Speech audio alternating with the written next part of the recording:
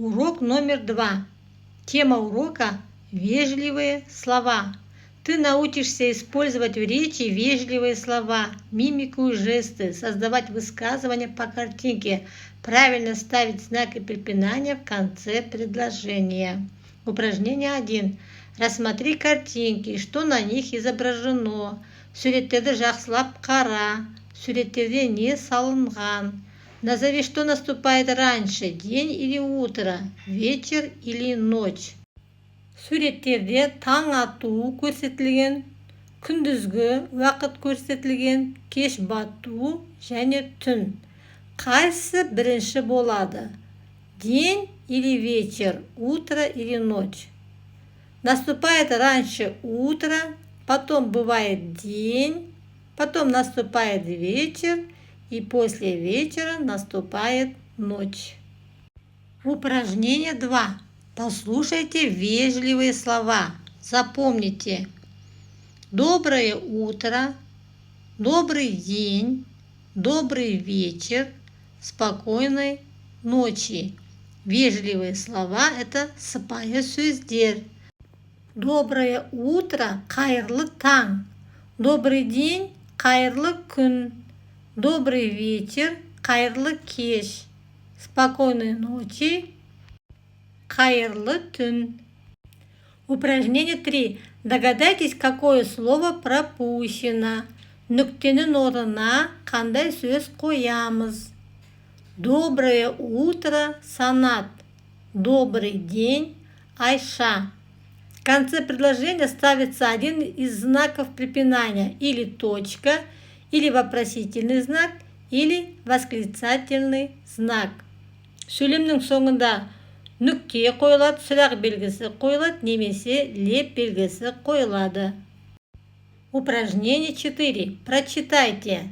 Поставьте нужные знаки препинания в конце предложений.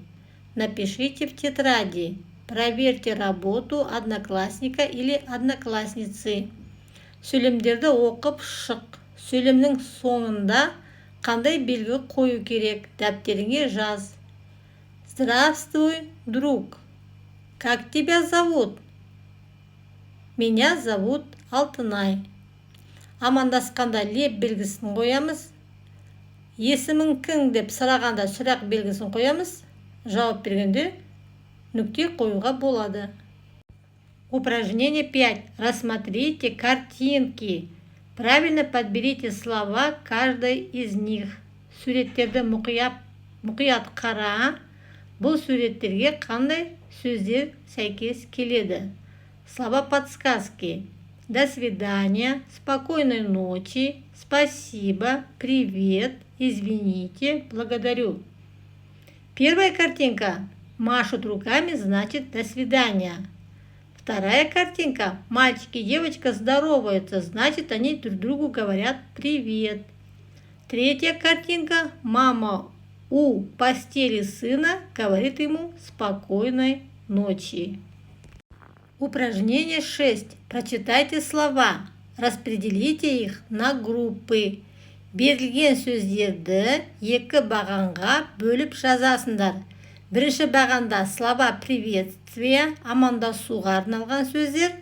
Екінші бағанда слова прощания, қоштасқанда айтылатын сөздер. Слова приветствия. Здравствуйте, привет, добрый вечер, добрый день.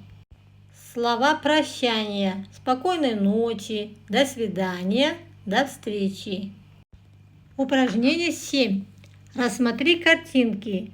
Скажи, какие слова говорят ученики при прощании? Покажи, как ты прощаешься с учителем и одноклассниками. Суретке жақсылап қара. Біз мұғаліммен қоштасқанда қандай сөздерді айтамыз? Оқушыларға қандай сөзді қолданамыз?